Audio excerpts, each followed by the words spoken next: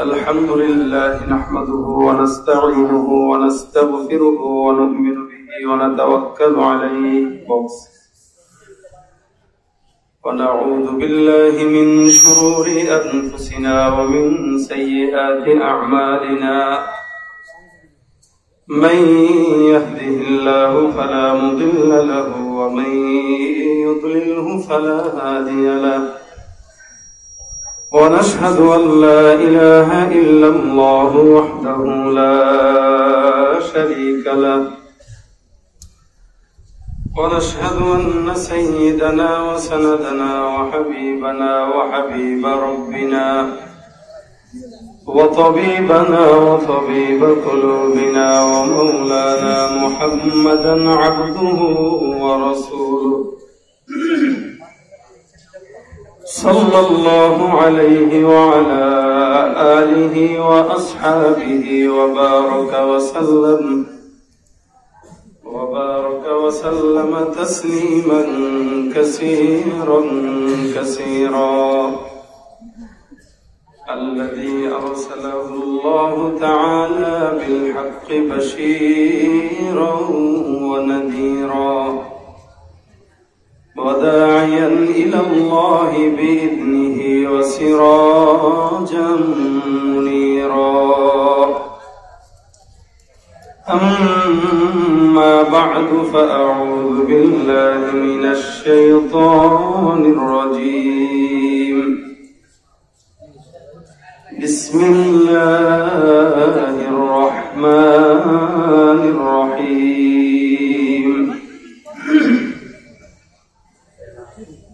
لقد جاءكم رسول من أنفسكم عزيز عليه ما عنتم حريص عليكم بالمؤمنين رؤوف رحيم صدق الله مولانا العظيم وصدق رسوله النبي الكريم وقال تعالى في شان حبيبه إن الله وملائكته يصلون على النبي يا أيها الذين آمنوا صلوا عليه وسلموا تسليما সকলে জবান খুলে আওয়াজ দিয়ে দরুদ শরীফ পড়ি আল্লাহুম্মা সাল্লি আলা محمد وعلى آل محمد كما صليت على إبراهيم وعلى آل إبراهيم اللهم بارك على محمد وعلى آل محمد كما باركت على إبراهيم وعلى آل إبراهيم إنك حميد مجيد আলহামদুলিল্লাহ। তবে আপনাদের স্বতঃস্ফূর্ত আওয়াজ যদি থাকে তাহলে আমি ইনশাআল্লাহ মুখতাসার সময় দু চারটা কথা বলবো ইনশাআল্লাহ। এখন আপনাদের আওয়াজ কি আপনারা যেভাবে এখন ইনশাআল্লাহ বলছেন এভাবেই বলবেন নাকি একটু বাড়াবেন সেটা আপনাদের উপর ভিত্তি করে আমার আলোচনা হবে। এই আওয়াজটা আমি আসার সময় দেখছিলাম, উনি আমার বিকেল বেলা ফোন দিয়ে বলছে যে হযরত আমাদের তো মাহফিলের প্যান্ডেল কানায় কানায় ভরা, আমি ওটাকে গুরুত্ব দেই নাই, এটা বলছে আর কি আমার গুরুত্ব বোঝানোর জন্য যে তাড়াতাড়ি আসেন। কিন্তু আমি আসার সময় দেখলাম, এখনো দেখলাম যা ঢুকে এরকম মাঠ তো মনে হয় আজকে মোটামুটি ৩-৪টা দরকার ছিল, ঠিক না? আপনাদের বসে গরমে কষ্ট হচ্ছে এটাও বুঝতেছি। আলহামদুলিল্লাহ, এই কষ্টের ভিতরে আল্লাহ পাক বরকত দান করবে ইনশাআল্লাহ। এই কষ্ট করে আসলাম, বসলাম, আপনাদের স্বতঃস্ফূর্ত আওয়াজ আমার জবান থেকে আলোচনা বের করবে। আপনারা সজাগ তো আমি সজাগ, আপনারা ঘুমন্ত তো আমিও ঘুমন্ত। আমি যতক্ষণ আছি ইনশাআল্লাহ ততক্ষণ সজাগ থাকবেন ইনশাআল্লাহ। মুফতি নজরুল ইসলাম কাসেমি সাহেব হযরত আসবেন, আমলি আলোচনা করবেন, আপনাদের দিলের ভিতরে খোরাক দিবেন। তখন ঠিকঠাক বলার কোনো দরকারও নাই, প্রশ্ন আসবে না, সুযোগও নাই। উনি যেই ধাঁচে আলোচনা করেন আপনারা সবাই জানেন, আবার আমি যেই ধাঁচে আলোচনা করি এটাও আপনারা জানেন। তখন যেমন চুপ থাকা দরকার, এখন ঠিক তেমনই আওয়াজ খোলা দরকার। এটা যদি হয় তাহলে ইনশাআল্লাহ ওয়াজও হবে, ওয়াশও হবে। রাজি আছেন ইনশাআল্লাহ? জোয়ান কারা কারা আছেন একটু হাতটা তুলেন। জোয়ান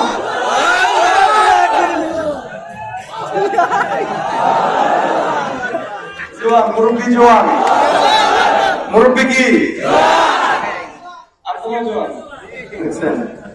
এই দুনিয়াতে কিছু কিছু বিষয় আছে যেগুলো মানুষ স্বীকার করতে চায় না।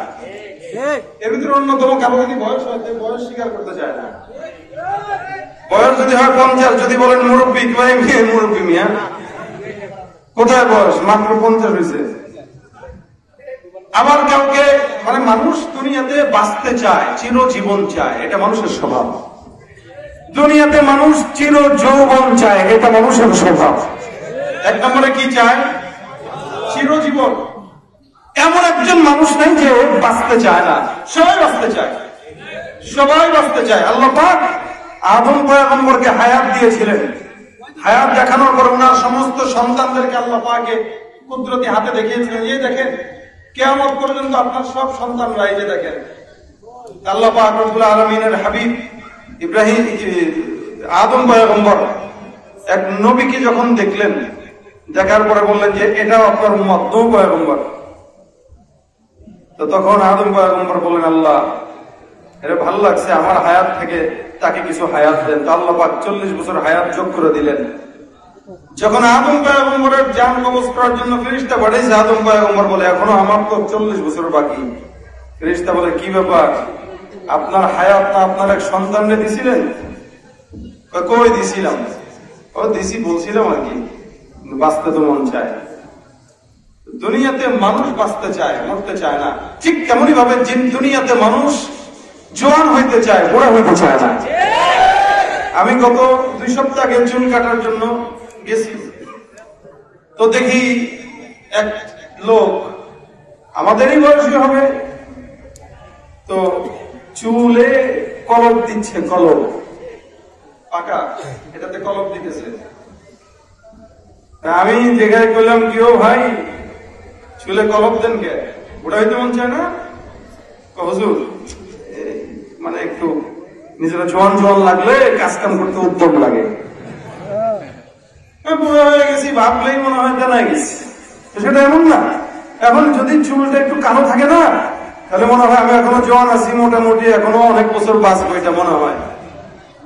আমি তার দিকে তাকে হাসি দিয়ে বলতেছি, অবিল মাশিবি ইনদারুক ফামা আযারুক।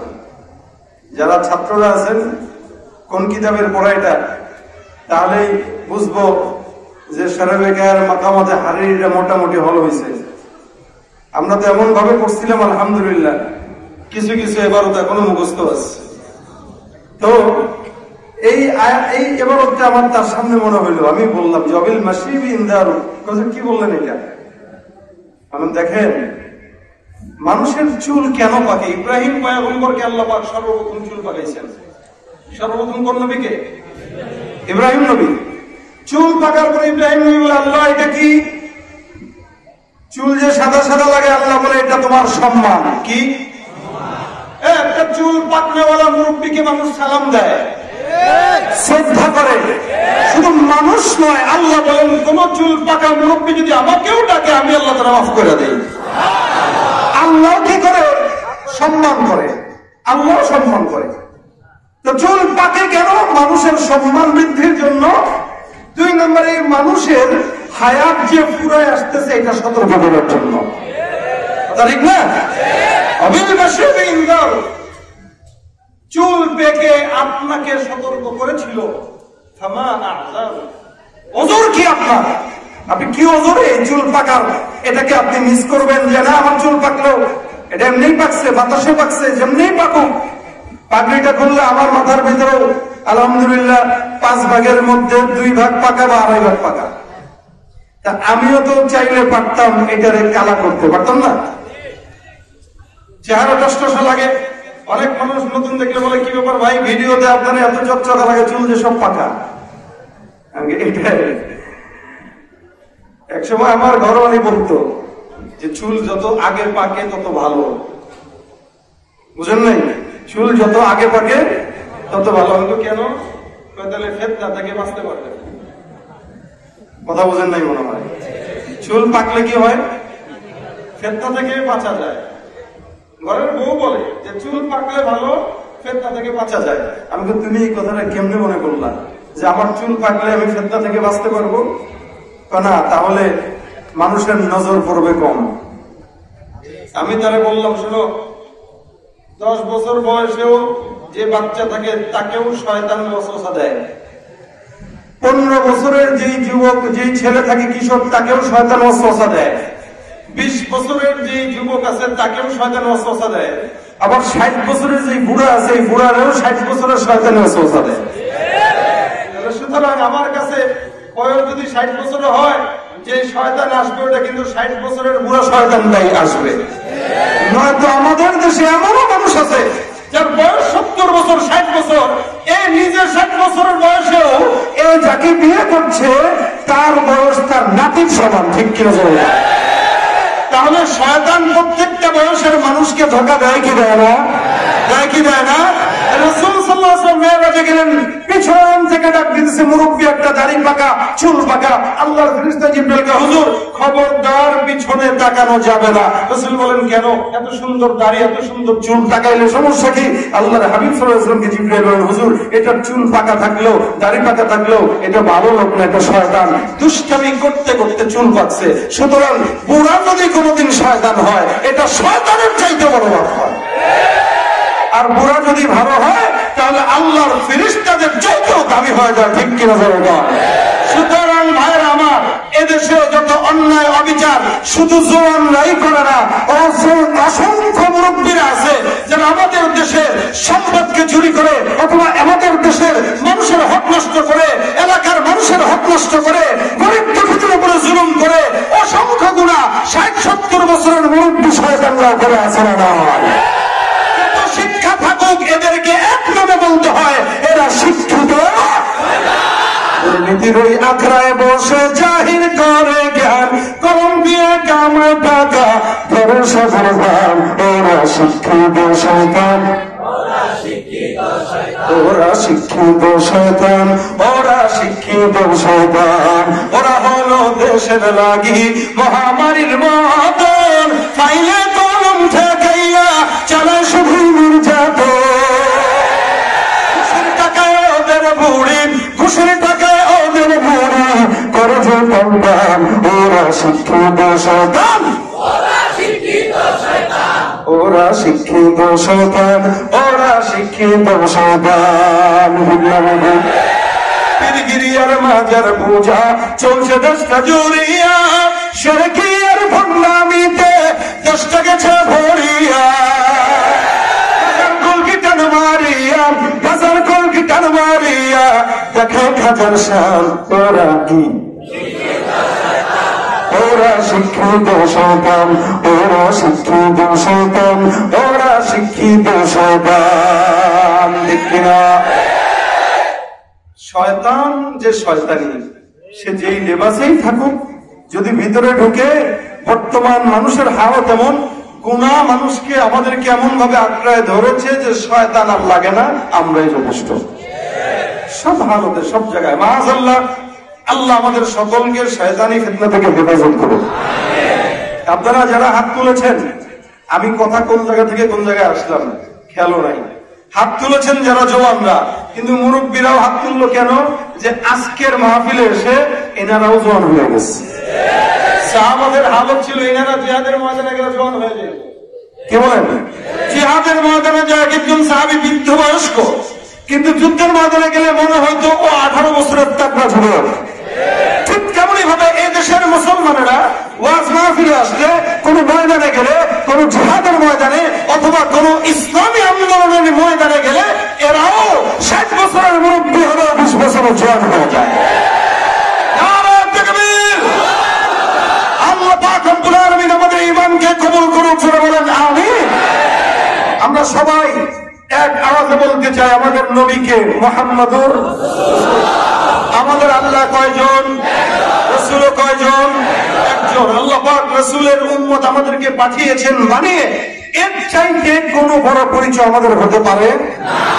এবং রাসূলকে আমাদের মধ্য থেকেই পাঠিয়েছেন, আমাদের মধ্য থেকে, আমাদের মতো করে, আমাদের ভিতর থেকে। লাকাদ জাআকুম রাসূলুম মিন আনফুসিকুম আজিজুন আলাইহি মা আনিতুম হারিস। আল্লাহ পাক আমাদের ভিতর থেকেই পাঠাইছেন। এই রাসূল সাল্লাল্লাহু আলাইহি ওয়াসাল্লামকে যে আল্লাহ পাক আমাদের ভিতর থেকে পাঠাইছেন, আল্লাহ পাক রব্বুল আলামিন রাসূলকে আমাদের ভিতর থেকে পাঠিয়ে এই কারণে আমাদের মনের সমস্ত অবস্থা বোঝার মতো রাসূলকে দিলও দিয়ে দিয়েছেন। কেন? যদি আমাদের না হয় অন্যের থেকে হইতো তাহলে মানুষের দিলের অবস্থা বুঝতো না। মানুষের দিলের অবস্থা বোঝার জন্য তাকে মানুষ হওয়া লাগে। মেয়েরা মেয়েদের যন্ত্রণা বুঝে, পুরুষরা পুরুষদের যন্ত্রণা বুঝে, সমস্ত মানুষ মানুষের যন্ত্রণা বুঝে। ঠিক আল্লাহ পাক বলেন, নবীকে তোমাদের মধ্য থেকে বানাইলাম যাতে করে তোমাদের ব্যথা বুঝে, তোমাদের মর্যাদা বুঝে। এ কারণে আল্লাহ পাক বলেন, তোমাদের কোনো দুঃখ এই নবী সহ্য করতে পারে না। মা আনিতুম হারিসুন আলাইকুম বিল মুমিনিন রাউফুর রহিম। ওনার দিলে দয়া মায়া, যার কারণে এই উম্মত কোন বিপদে পড়বে এটা রাসূল কোনদিন সহ্য করতে পারেন নাই। আল্লাহর নবী কিয়ামত মরণ পর্যন্ত এই চিন্তায় কল্পনা নিয়ে গেছেন যে না, উম্মতের কি হবে, এই ফিকির, উম্মতের ফিকির। বর্তমানেও সারা দুনিয়ার উম্মতের জন্য ওলামা একরামদের ফিকির আছে না নাই? এই ফিকির থেকে তো এই মাদ্রাসাটা, কি বলেন, 47 বছর ধরে এই মাদ্রাসার মাহফিল হচ্ছে। আর মাদ্রাসার বয়স কত? 47। তাহলে উম্মতের ফিকির নিয়ে আজকের এই মাদ্রাসা, উম্মতের ফিকির নিয়ে আজকের এই আয়োজন। রাসূল আসছেন উম্মতের ফিকির নিয়ে। সুতরাং উম্মতের ফিকিরের কাজটা সাধারণ মানুষের কাজ না, নবীওয়ালা কাজ। ঠিক কিনা বলেন? নবীওয়ালা কাজ। আল্লাহ পাক রব্বুল আলামিন নবীকে এতটুকু মহব্বত উম্মতের দরদের জন্য দিলে ঢুকাইছেন, যার কারণে জন্ম থেকে নিয়ে মৃত্যু পর্যন্ত উম্মতের ফিকির করেছেন। আজও পর্যন্ত রওজায় শুয়ে শুয়ে উম্মতের ফিকির করতেছেন, আজও পর্যন্ত। যার কারণে হাজারো হাজারো কষ্ট দেওয়ার পরেও রাসূল করিম সাল্লাল্লাহু আলাইহি সাল্লাম কোনদিন এক বিন্দু পরিমাণে বলেন নাই আল্লাহ এদেরকে ধ্বংস করো। বলেছেন? বলেন নাই, কোনদিন বলেন নাই। কারণ উম্মতের কষ্ট তার সহ্য হয় না। এই নবী রাসূল সাল্লাল্লাহু আলাইহি সাল্লাম কত কষ্ট করে দ্বীনের মেহনতকে দিয়েছেন। আল্লাহ পাক রব্বুল আলামিন সেই রাসূলকে আমাদের নবী বানিয়েছেন। অথচ অন্য কোন নবী, দুনিয়ার জমিনে যত নবী আসছে প্রত্যেকটা নবীকে আল্লাহ পাক পাঠিয়ে দিয়েছেন। বাস এক এক সময় একাধিক নবী, ভাই নবী, বাবা নবী, সন্তান নবী। কিন্তু মুহাম্মদ রাসূলুল্লাহ যখন আসছেন নিজে একা নবী। আগেও কোন নবী কাছাকাছি সময়ে নাই, পরে তো কোন নবী কিয়ামত পর্যন্ত আসার কোন সম্ভাবনা নাই। আল্লাহ পাক রব্বুল আলামিন এতটা সম্মান সমস্ত দুনিয়ার মানুষ থেকে চিবে চিবে বেছে বেছে মুহাম্মদ রাসূলুল্লাহ সাল্লাল্লাহু আলাইহি ওয়াসাল্লামকে পাঠিয়েছেন। শুধু তাই নয়, আল্লাহ পাক বলেন, এই রাসূলের নাম উচ্চারণ করব তো আমি আল্লাহ একবার উচ্চারণে 10টা রহমত নাযিল করে দেব।